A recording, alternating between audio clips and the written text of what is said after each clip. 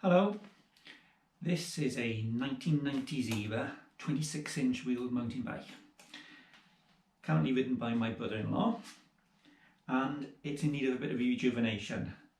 We're going to put a switch kit on it to electrify it, and we're also going to tidy it up a bit, get rid of these white mud guards. I don't know if anybody else has seen white mud guards before, answers in the comments section below, but I've never seen any, but they're coming off. We're going to do a good clean before we even start work on it, because it's looking a bit grubby in certain areas, but let's get on with it. Alright, first thing, let's get this mud guard off, because it's winding me up. I've got to get rid of it somehow. So it looks like I'm going to have to take the seat post out in order to... Oh, that was easy. I was expecting that seat post to be bone stuck.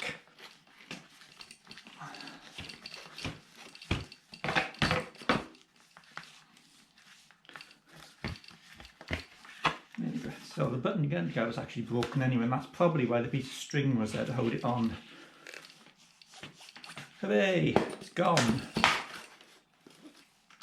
Well, testament to how well this bike's made. That quick release seat clamp is still working so well after over 20 years.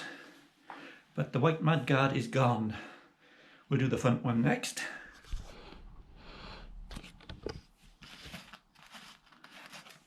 This front one appears to be held on with some rubber bungees. Can you see that? Which we'll take off. That's the front done. Don't know quite what's gone wrong here, but somebody's not used the bungees the way they've intended. They've wrapped them around the pump holder on the bike. Oh, and it's away. Now, immediately, we haven't done much yet, immediately the bike looks better. Now time for the cleaning.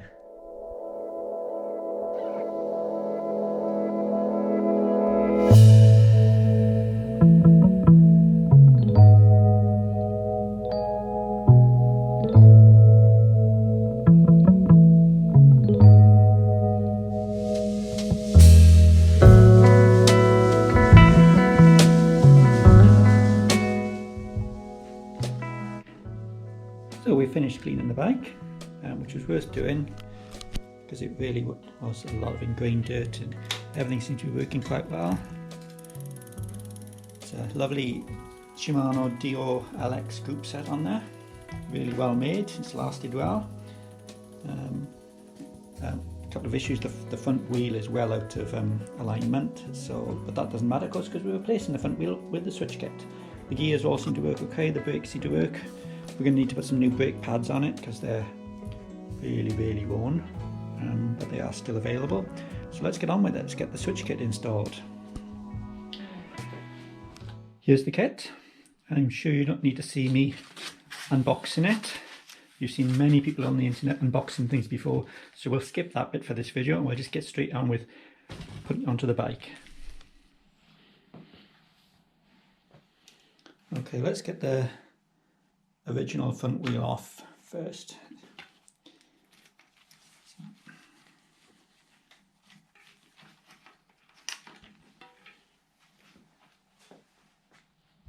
Wheels off, and we're going to reuse the tyre and maybe the inner tube. We'll have a look at how good the inner tube looks. So first of all we want to get the tyre off this rim, so letting any remaining air out.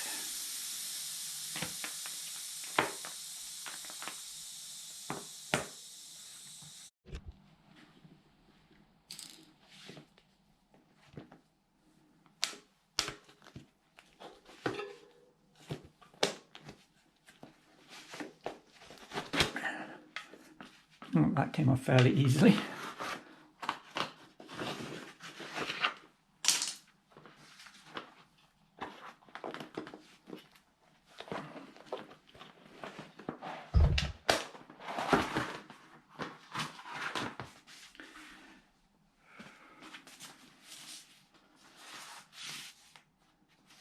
Inner tube looks okay actually, no repairs, so might reuse that. Okay, and there's the tyre off. So we can put this wheel to one side, not forgetting if we ever want to use this again, it needs truing. Here's the Swytch wheel ready to go in. I'm going to put that tyre onto there now, taking into account any markings on the tyre. You might not be able to see that, but this tyre's got a directional marking for front and a different directional marking for rear.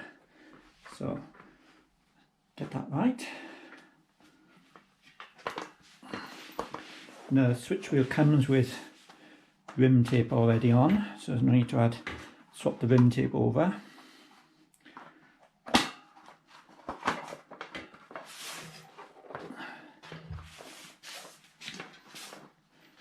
I'm sure you've all seen somebody put a tyre on a bike before. You don't have to watch.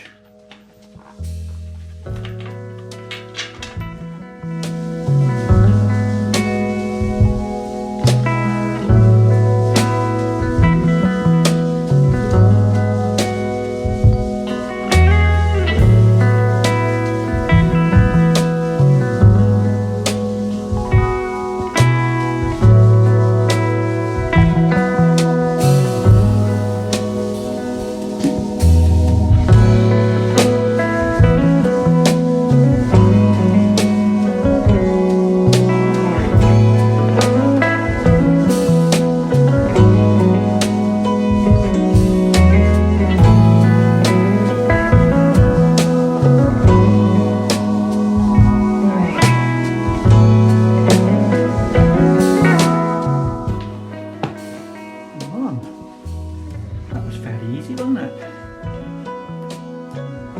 I'm sure wheels were that easy. We'll just put a bit of air in. Hold everything in place.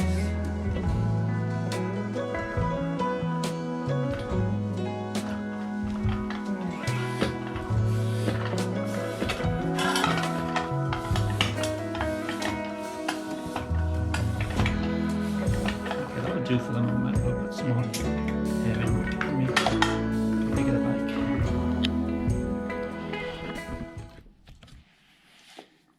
So I'm looking at the axle, and the ordering of the washers is quite interesting.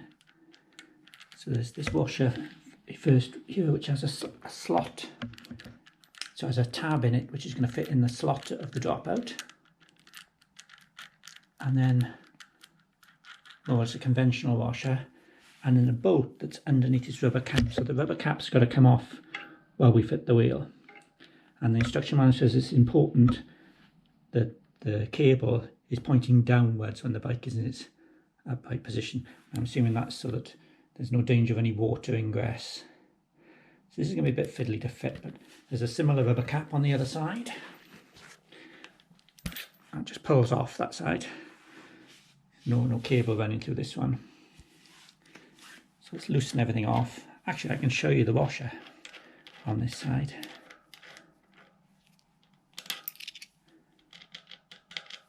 So this is the special washer that fits into the dropout slot.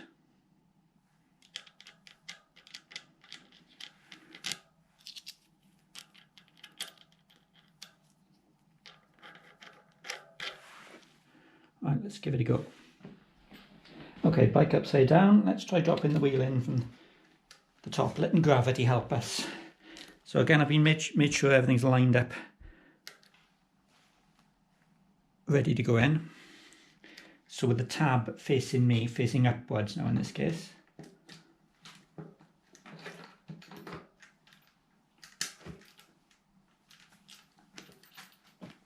And that's in. Okay, let's... Again, that was very easy, wasn't it?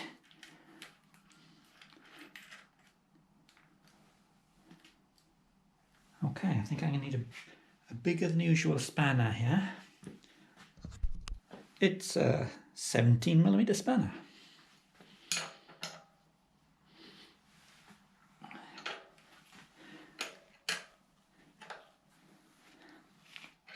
Of course, you'll be noticing this bike now no longer has a quick release front wheel.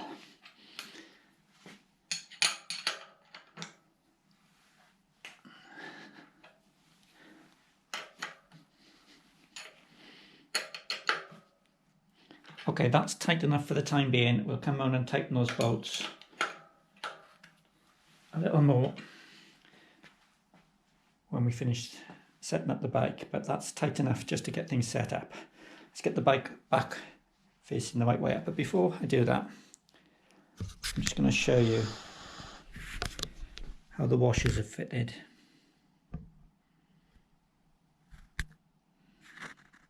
Perhaps easier to show you on the other side without the cable.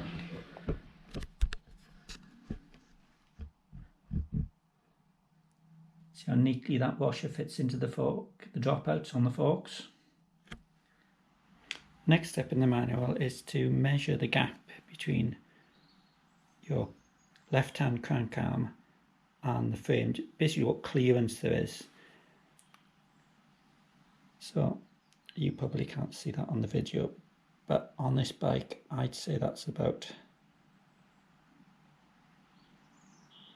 3.5 to 4 millimeters.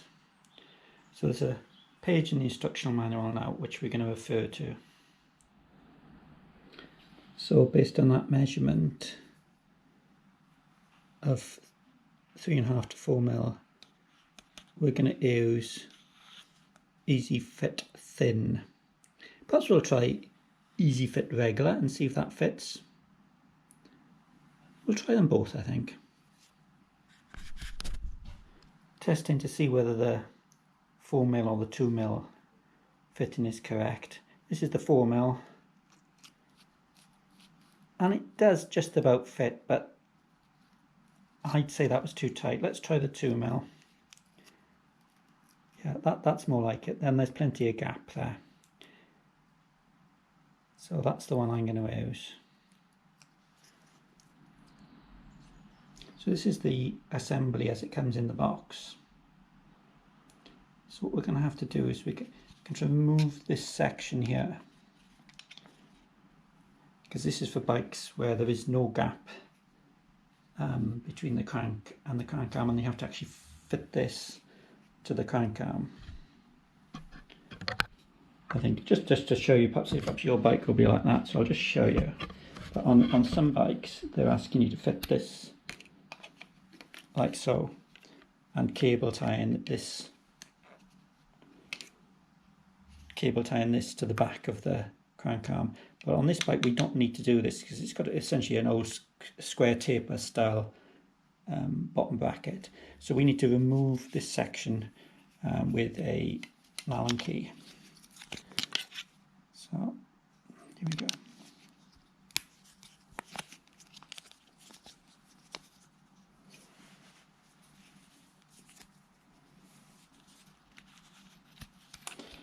There should be a bolt that pops up the bottom here. Just don't want to lose any parts, just in case we do have to switch to the other method. So there we go. So the bolts come out. This part now should detach from the universal fitting. So this now is surplus to require. This part is surplus to requirements. We're just going to use this section and the other side. So there's the parts assembled with the 2 millimeter fitting. I'd spend some time reading through this section to make sure you get the orientation right. But once you do, it all does clip together really nicely. So now I'm going to take this now and offer this up to the bike. So with the parts in this orientation, see this is slightly proud on the side of my finger there. Put that behind the crank arm. And then offer the other part, the other side up.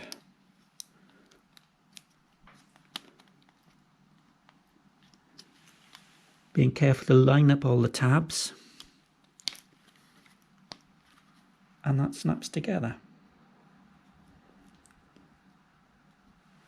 And now there's a lock ring which fits over the top. I'm going to bring the camera around to this side so you can see a little easier maybe.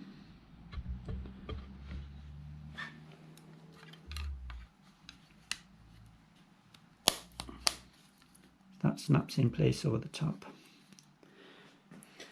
I've attached the pedal sensor to the down tube using a self-adhesive pad, and it's important that the tip of the sensor lines up with the line of magnets in the circular magnetic disc. So there's a little crosshair on it to line it up, and then there's a pinch bolt to tighten it up.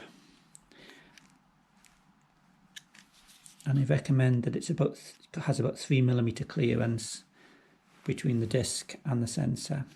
So we'll just tighten that up lightly for the time being.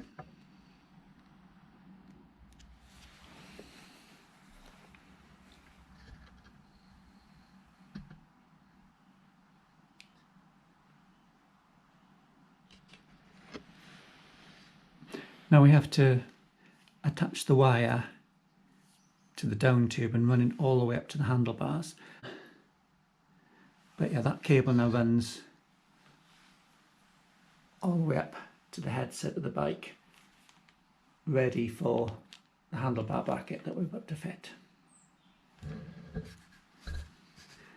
Obviously we're not going to leave cable hanging like this, but I think it's a good idea when you're fitting a kit like this to get it all lightly fitted first, check everything works, and then tidy up your installation once you're happy everything's in the final positions.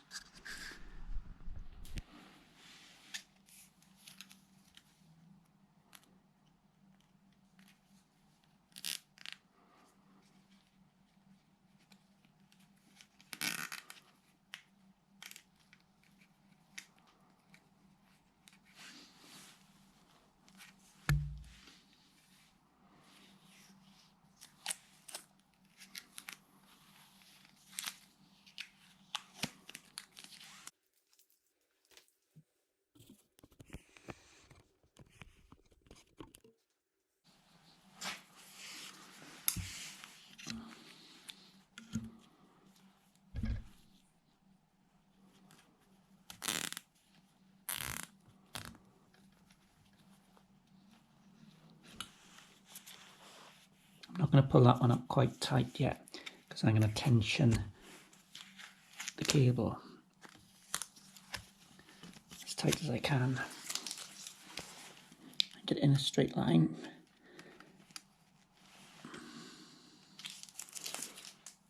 We also need to remember to attach the pedal sensor with some zip ties because it's only held on with a self-adhesive pad at the moment. So there's some loops in the back of the sensor to push your cable ties through. And once you've done that, then it should be much more secure.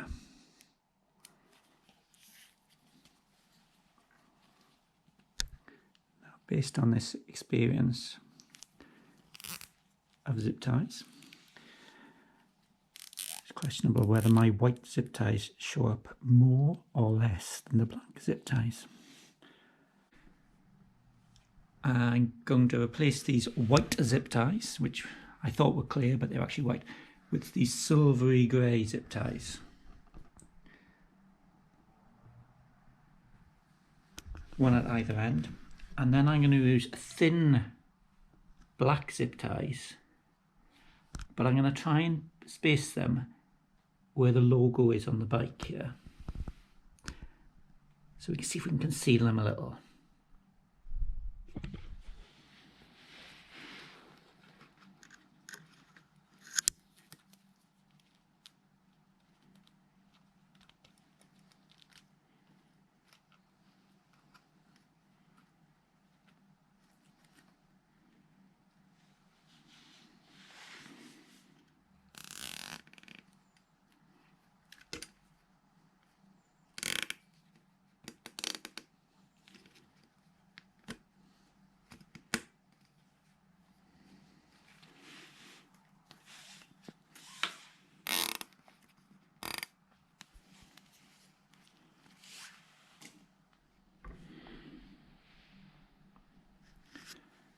There they are.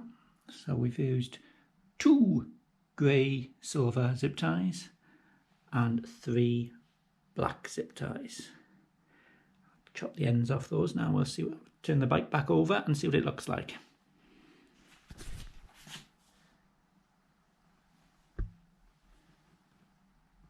I think that's as neat as we're going to get it. So this is the handlebar bracket that's going to attach to the handlebars and hold the battery in place. And it comes with a set of shims, which have been labelled 1, 2, 3. So I'm going to have a look at these shims and see which one fits the bike best. So they're rather interestingly packaged in tissue paper. And for this bike, it is shim number 1 that fits.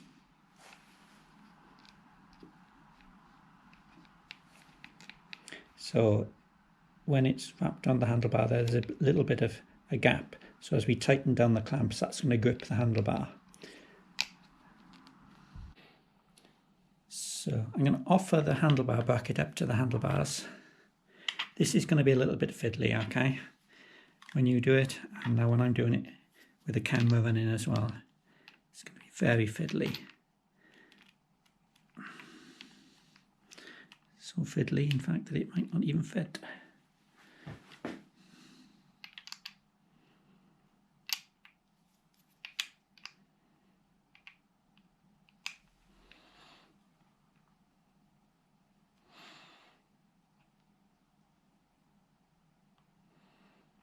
Okay, that's not going to fit. I don't know if you can see through the camera, but the shape of these handlebars is not even. So, although these shims fit around the handlebars correctly there, when I move them to this part of the handlebar, where the bracket's going to force them to be, right next to the stem, they don't fit. So, whereas it looked like it was going to be the fattest shim, I'm going to try it with the slightly narrower shim instead. So this one's number 2.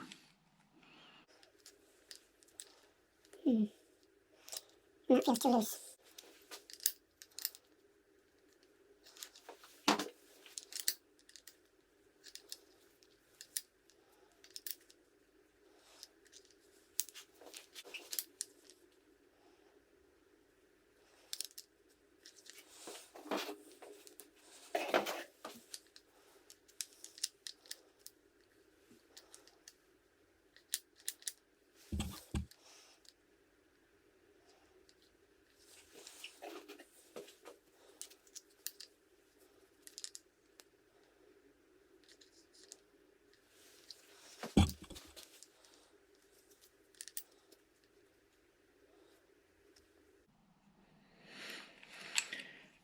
Okay, it looks like only shim number 2 is going to work.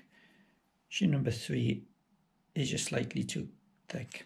It just doesn't fit with the way the handlebar is shaped in this area here. So number 2 is too loose still. But what I think I'm going to do is I'm going to test fit it now to make sure everything works, as we've done with everything so far. And then I'm going to come back and I'm going to put some rubber around here to pad it out a little so that shim number 2 grips the handlebars. Okay, here we go with shim number 2. See how far we get.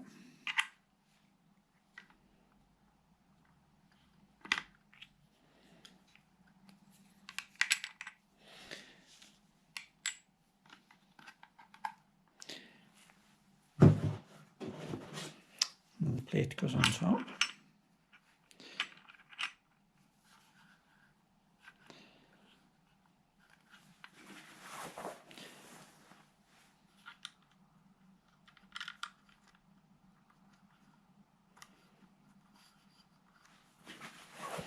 Just going to get a couple of screws in finger tight so I can let go.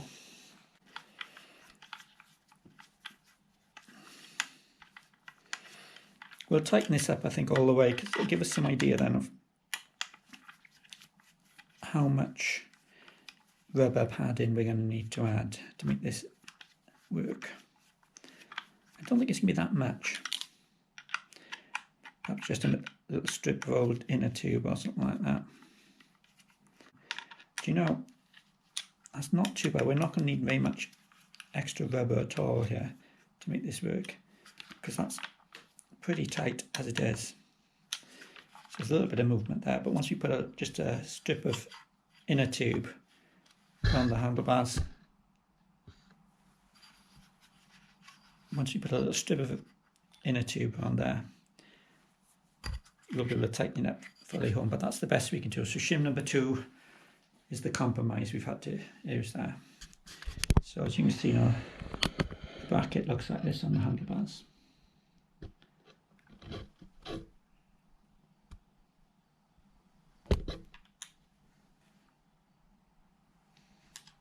So I don't think the cables here are compromised in any way.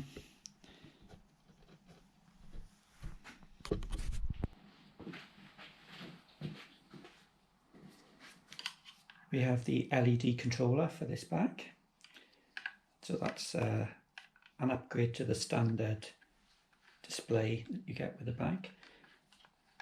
We shall see if it is an actual upgrade. It'd be great if we could get it there, that would be good, wouldn't it?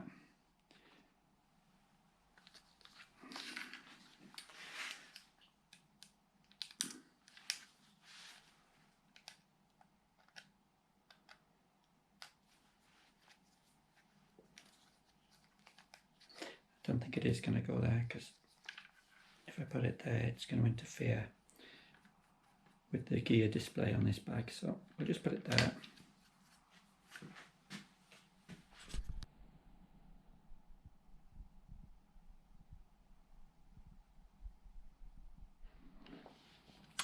The connections on the Swytch bike are colour coded, so we find the green connector here and the green connector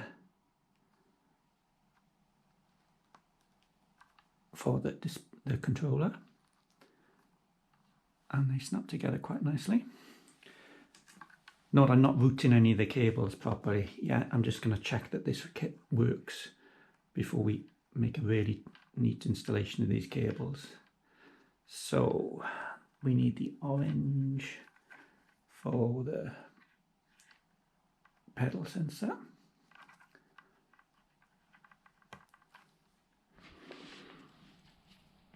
And now we connect up the motor power supply, and they have got some very small arrows on them.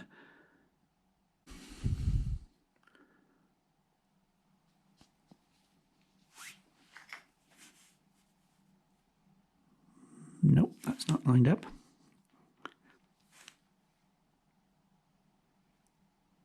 That's lined up now.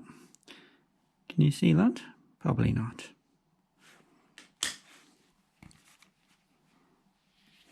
So this is just a test to check the kit's all working. I'm going to put a battery in.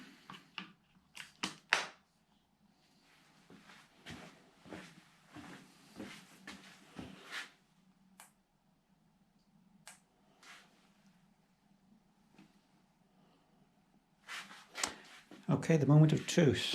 Just going to hold the cable out of the way.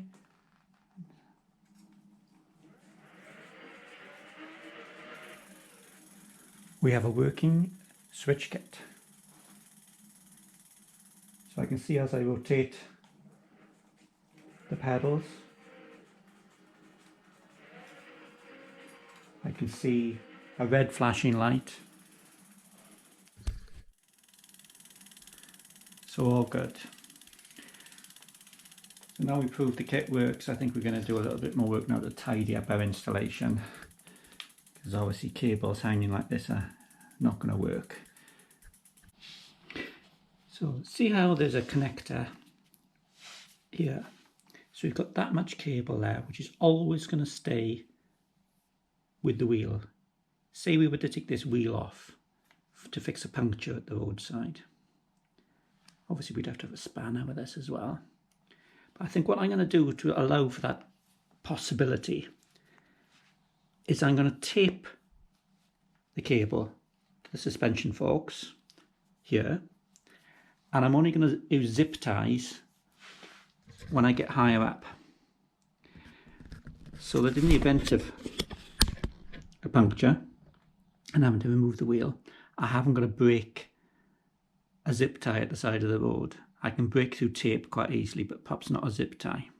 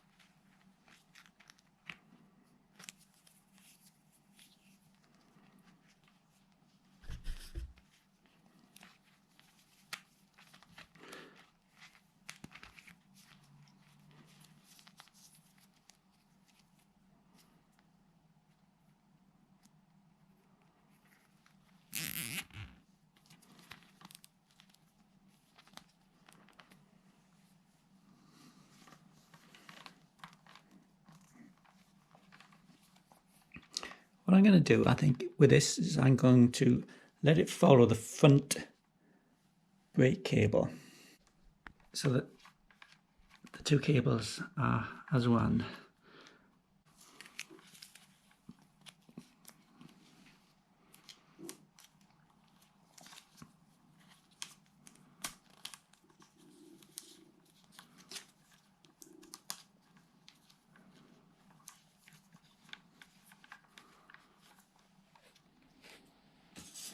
I'm guessing that some of you are not going to agree with my method of using tape as much as I am, but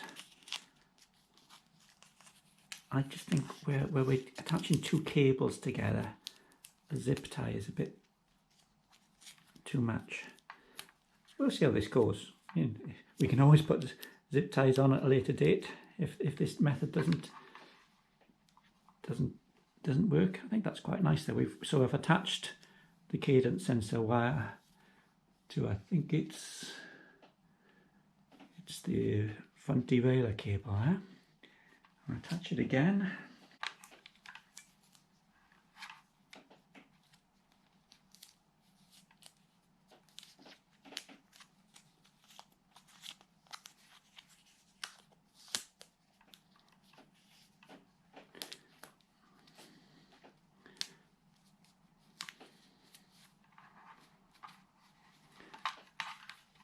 So we're going to get some sort of mechanism of attaching the connectors that we don't need and the excess cable that we got underneath behind the controller here.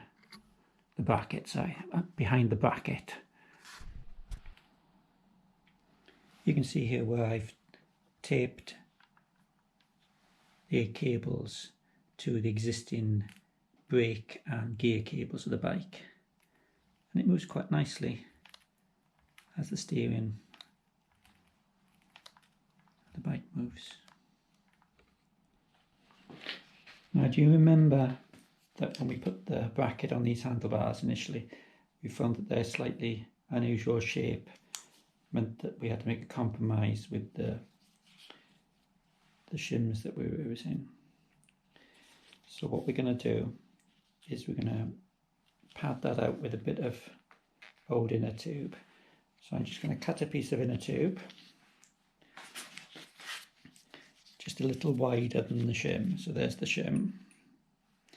So I'm going to cut it a little wider than that.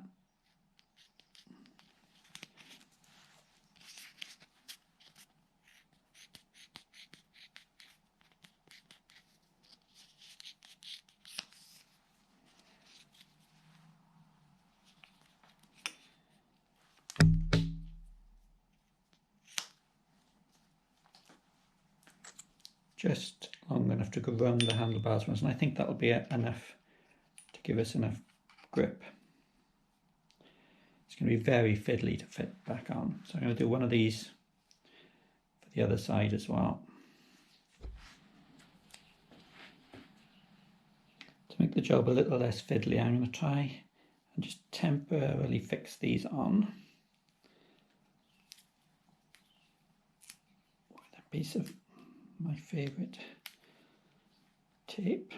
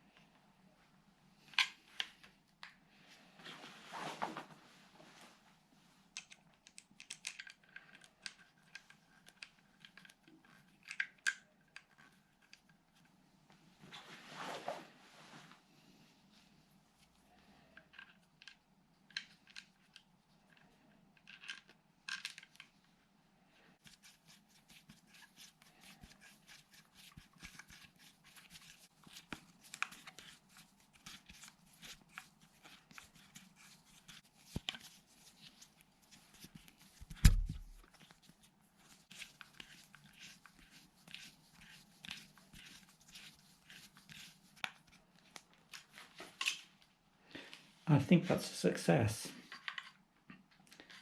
We now have a bracket that doesn't move. We'll cut off the excess of the rubber maybe. But I'm quite happy with that. So we have some excess cables here and some connectors that we're not using. So for example, these are the brake sensors that we're not using on this bike, and that's a throttle connection. And we've got a little bit of excess in the connection from the pedal sensor because this is such a small frame. So what I'm proposing we do, I tried taping them to the back there, but it didn't look very good. What I'm proposing we do is we use some old inner tube and a little bolt. There's some bolt holes on the back of this. If you see, I've just popped an M5 bolt and washer into one of those bolt holes, yeah, which allows you to move, would have allowed me to move the handlebar bracket up and down if I needed to. It's in its lowest position at the moment, and these bolts are available to me. So what I thought I'd do is I'd take the inner tube, fold it at the top, put a hole through there, and bolt it to the device, and it leaves me a bit of inner tube then hanging down. And I'm going to leave plenty. We'll stuff the cables in as tight as we can, and then we'll put a cable tie at the bottom of it to tighten it up, and we'll see how that looks. It'll have the advantage of being water resistant then as well. Here's my folded piece of inner tube with a bolt through it, making a hole in inner tube proved harder than I thought, so I actually used a hot nail. So warmed up the nail with a blowtorch and pushed it through, so I got a nice round hole through the inner tube, which isn't going to split. So let's try bolting that on, which again I might need to move the camera, but we'll give it a go.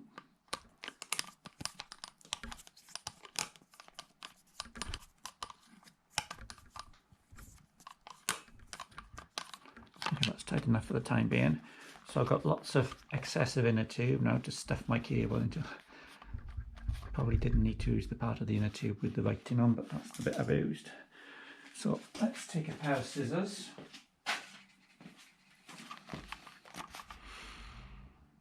And for the purpose of this trial, we're going to cut it there.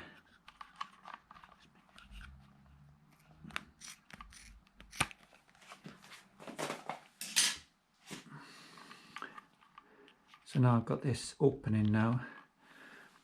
Sorry if the camera's moving a little. I'm going to move it back a little so it doesn't get nudged quite so much. I'm going to try popping these cables up into the inner tube now. This is going to be very fiddly, I think.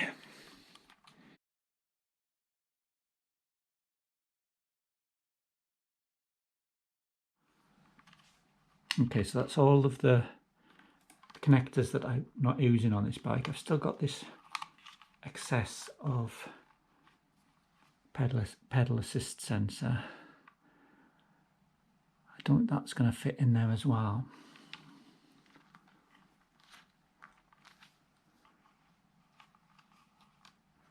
So I think we're going to use the inner tube solution just for the unused connectors, and we'll attach this to the outside, because this doesn't need to be, this is waterproof already, so this doesn't need to be kept waterproof. I think we'll just attach this then to the outside. Perhaps we could attach it to the other bolt, maybe, that's still free there. That might be a good idea.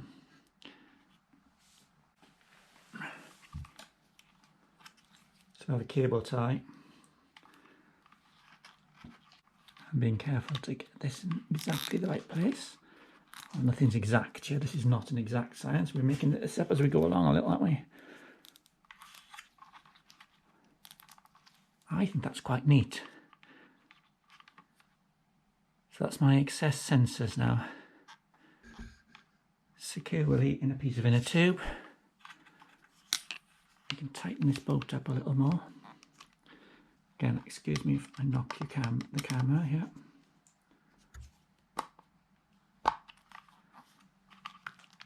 Got happy with that. So we've just got now the excess pedal assist and the excess wire from the controller, which I'm going to just bolt up onto the other bolt, I think. We're looking at the mount from the other side of the handlebars now, so I can use this bolt hole here. I hope you can see that on the camera there. And what I'm going to do is I'm going to put another M5 Allen bolt in there with this large repair washer. I think that's what you call it, a big flat washer.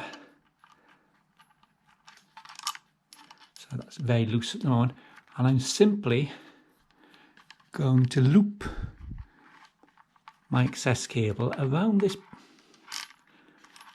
and just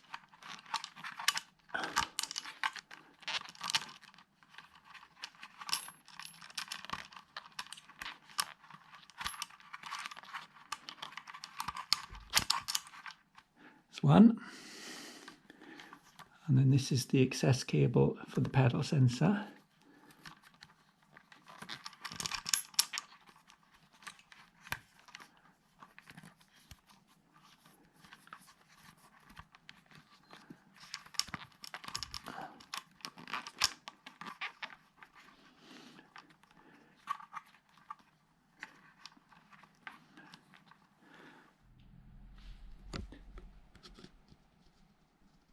Okay, so I improved that a little.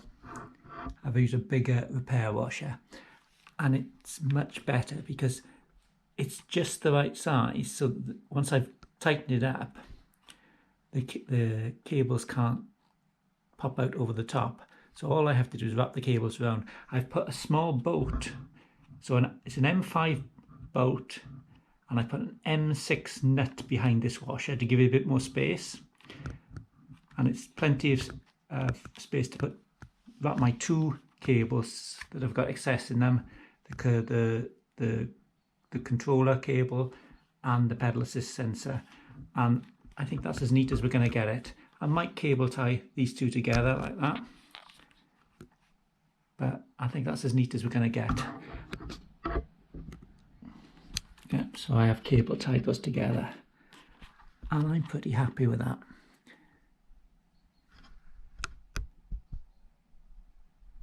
If anybody's got any better ideas, leave them in the comments.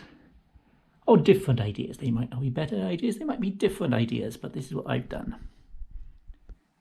We tidied up the cable in. We've tidied up the handlebar mount.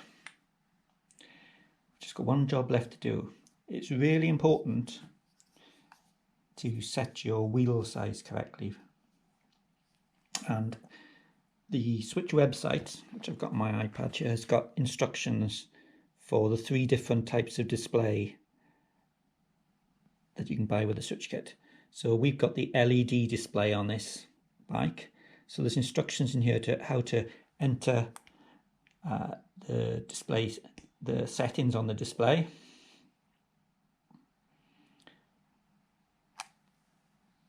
And I'm going to follow those through now and set it to 26 inches wheel size. So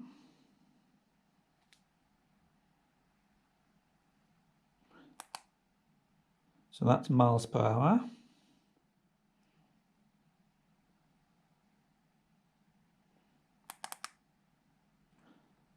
So this is the wheel size setting, 28 inches. So 16 would be a Brompton, 18 would be some other folding bike, 20 would be a Dahon maybe, a folding bike, 22, don't know many bikes with a 22-inch wheel, 24, some children's bikes maybe, and there's 26-inch. So double click. Okay, so this is set to 25 kph top speed, which is the correct speed for the UK. Let's see what options there are available. So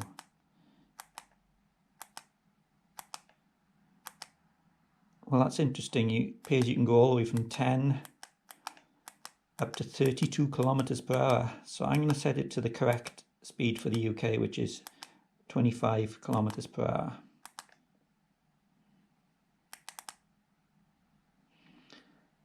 Okay, and we're going to do a long press then to turn it off and save those settings.